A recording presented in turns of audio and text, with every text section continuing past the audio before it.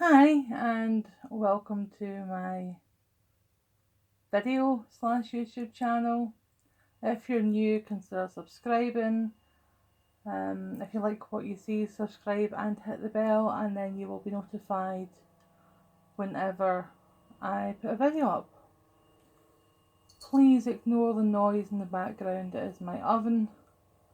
I'm multitasking, as is apparently the cat. Because I'm not very well, and while it warms up, I thought I would do a quick film on the Oreck XL. Now, these machines are American, made in America in New Orleans, from what I can gather. This is the home use machine because Oreck do a lot of commercial machines.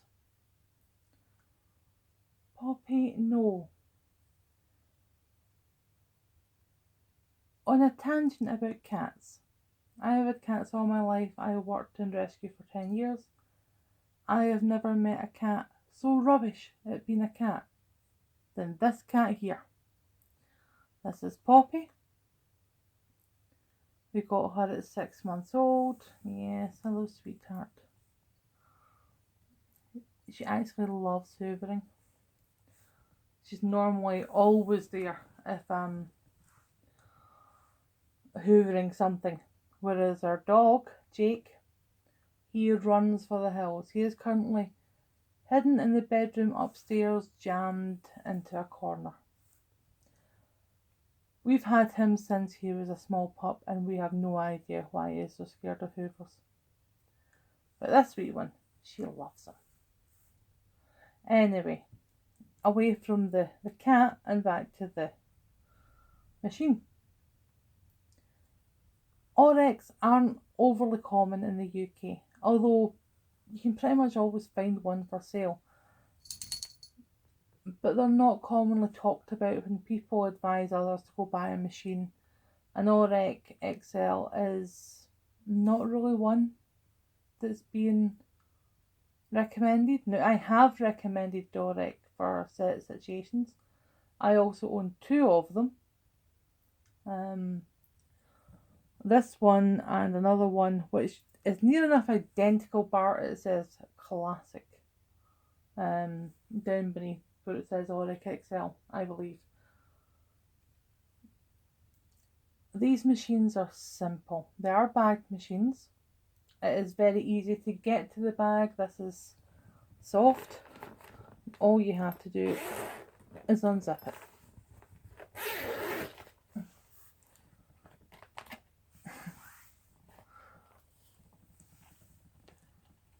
Unzip it and there's the bag. I just realised that the camera wasn't showing that high. Okay. And then zip it back up. I really like them. Now, bit of dust flying about since I opened the bag.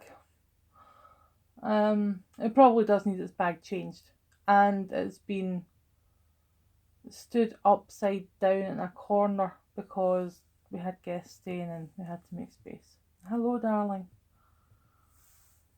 Is this your video? Your eyes are flashing because I've got the flash on. She's a house cat, but we're in a reflective colour. Go play with a toy or something. Sharpen your claws. This video is getting far off point. So, these machines are very simple. You can possibly see on the front. You'll see all my cat's boxes because she's a ground dwelling cat, doesn't climb. So it's, and forgive me if I pronounce this wrong, C-lock or C-lock, and that's a registered trademark, hypoallergenic filtering system. To be honest, I haven't looked much at the filters of these yet. I've just been playing about with them. These machines are excellent carpet groomers. And if you want your carpets to look really nice, I mean obviously mine isn't ever going to look that nice because of the state it's in, but these do a great job at bringing the pile back up and removing a lot of surface dirt. I will be putting this into the week on, week off versus trial, but for now I would just like to let people see it and gesticulating, bad habit, and to appreciate it. This is not a fancy machine. It will do carpets and that's it. It is very lightweight. Now, obviously, if you're a pet owner, you need machines that will deal with pet hair and dirt, because if you've got a dog, that's what they bring in. For either a grooming machine to make the best of your carpets, or for somebody who doesn't have a lot of surface dirt being dropped and a lot of hair being dropped, this is an ideal machine. It really brings the carpets up beautifully, and it does pick up things that other machines miss. I think this is going to be my theme of 2020, is the fact that there is no perfect machine. But on top of that, could a perfect machine be made? On a tangent from that, that's what Kirby kind of aimed for badly. Don't get me wrong, I love my Kirby's, they're excellent machines, but at between £1,000 and £2,000 they're not worth it. Second hand they are. Anyway, back to the Oreck. But a reasonable segue, because they are both American machines. Now, this machine will not pick up things like dog biscuits. It will near enough die on you if you take over large clumps of dog hair. And there's a previous video where I near enough set fire to my other Oreck by trying to make it do a mess test on a very hairy blanket rug. But they cannot be faulted for the job they do on carpets. Now I'm going to show you and let you hear it, let you see it. My carpet is trashed anyway, so don't be hoping for miracles here. Another thing I like is the machine is quite tall, and the on-off button is at the very top. And for somebody who's disabled, that is a big draw for me, not having to bend over to turn the machine on. The cable hooks are also high up on the machine, so again I can put it away without having to be bent over for a long time. That is something that the Shark fails miserably on. But anyway, that's for another day. Let's have a quick play of the Oreck.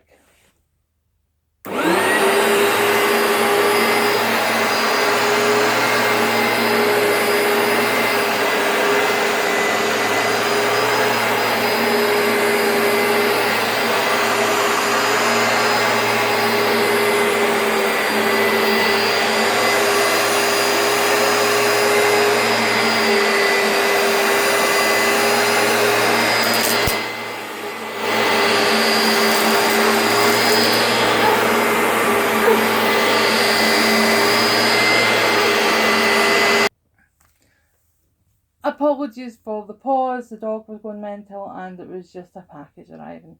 So we'll continue on. Hopefully you can see and have heard its cleaning method. Now I can see that the carpet pile has been brought up, but it's a tablet camera and I know it doesn't always translate on video. But we'll keep going.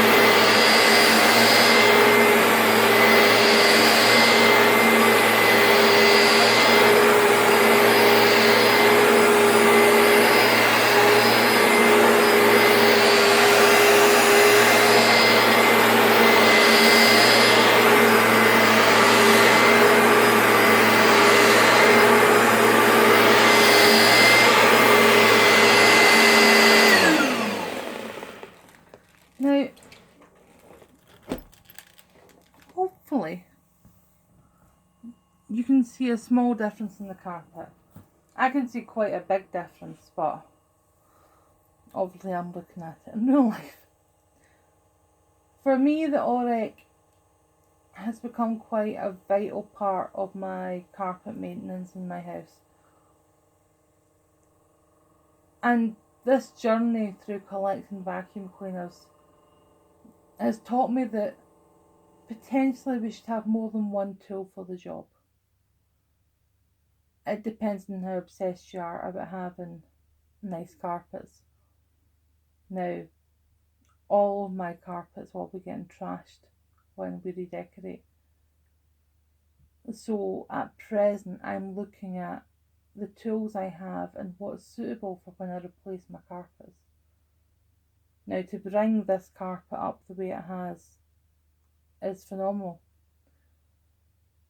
No other machine does that, and that includes a Kirby with the wash head / carpet fluffer head on it. And the Oreck is so light and it is so easy that I do recommend having one in your cleaning arsenal. I mean, really, I recommend having 3 machines. Your daily cleaner, a deep cleaning machine, such as a Miele, a Sebo or Kirby, and a very good grooming machine, which is this. Now, of course, with cylinders, you get a large selection of heads on them, and cylinders is something I'll be looking into more in the new year. But I'm not a fan, and I'm not a fan because to use a cylinder, you have to go down to the floor for them. Now, as I've said many times, I am disabled, so when I'm looking at machines for use, I'm looking at machines that are accessible to my disability, that I can use them without being in needless pain. So the shark, for instance, there's already a button on the handle, a slider. We could have an on-off switch up there. And that would make life a lot easier. Now the cable wind on the shark is at the side. Terrible position, it always gets caught in the bin area. Having it higher up, it might look messy. But again, it's more accessible for those who can't bend for a long time. And really, in terms of vacuuming, nobody's really looking at machines that are accessible for everyone. And I think that's something that should be looked at. Because being able to vacuum your own floors is bringing independence to you. Now, fair enough, you can pay somebody to do it or have a carer do it. But when you're disabled, you lose out on the ability to do so much that sometimes there's things you just want to be able to do. Now, for me, vacuuming is one of those things.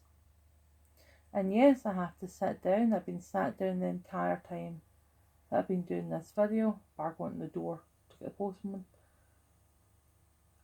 And this machine is one that is suitable for both seated vacuuming and also standing, and the height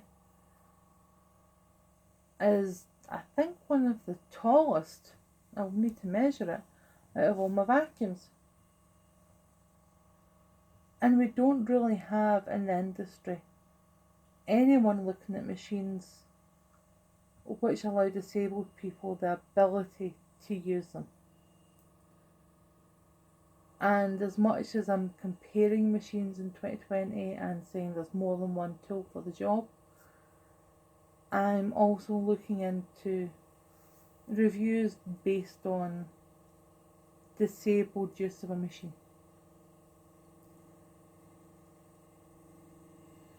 I haven't seen a machine that would be easy for a wheelchair user, for instance. Now, I use a mobility scooter when I'm out, and because of the damage I have to my spine, there's a chance one day I could be in a wheelchair. What machines can I use then? Things to think about. And I've found that it is the older machines. I can't really say sort of vintage because I'm not that old, but the older machines are built more in a user friendly way. Whereas now with the sharks, they're lovely, they're so badly balanced because of the lift away, and you feel the weight in them. And certainly lift away is doable for people who are disabled, but you've got to carry the bin or have it very carefully placed because it falls over all the time when it's stood. Anyways, this wasn't meant to be a rant about sharks. It was to give a nice review for an Oreck. And yeah, I love them. They don't do everything. There's no bells or whistles on them. But they do the job they were made for very well. And I think in general that's what we're asking of these machines.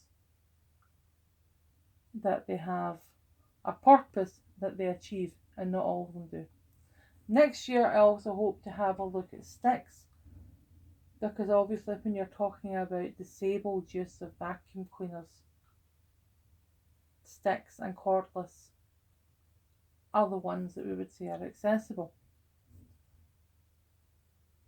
I don't believe they are as accessible as some of these, but we'll get to it once we start getting cordless and sticks into the collection, which should be early next year. Anyway, bye for now.